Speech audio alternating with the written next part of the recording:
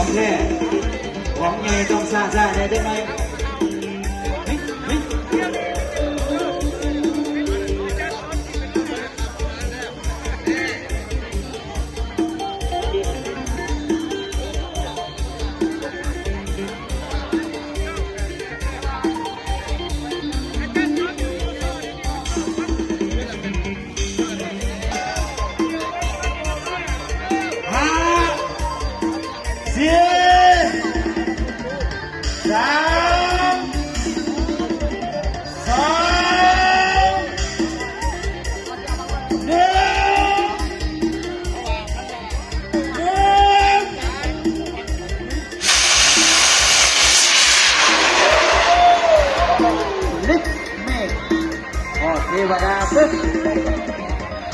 บางทีเสียง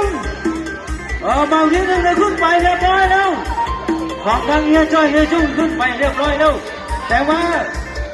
บางทีสองกำลังจะขึ้นดี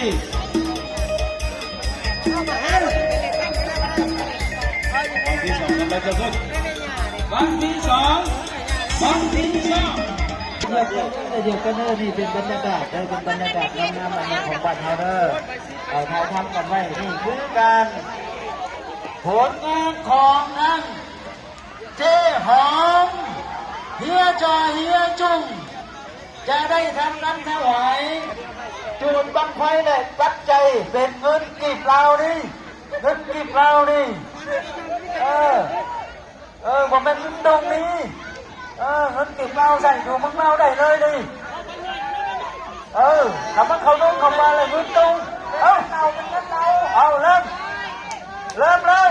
1 2 3เอามาให้คนทุกข์ในเรื่องใบหนึ่ง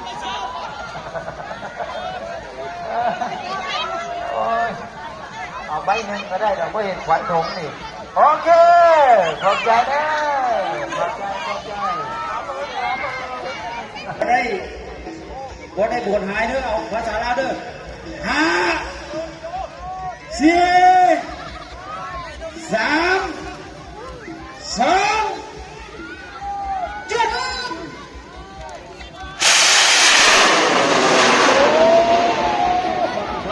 7บังไฟถึงแสน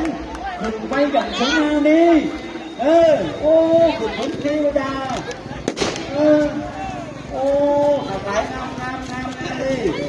แดดล้ำนี่โอ้แดดเพชรของเวียดน้องเวียดแดดเพชรวันนี้แดดล้ำ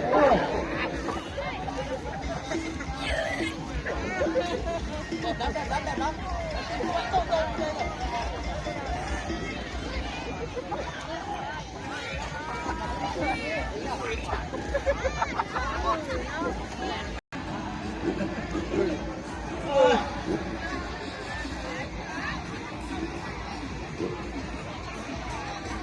บังไฟเวียดthì sẽ đăng đi sẽ ta đi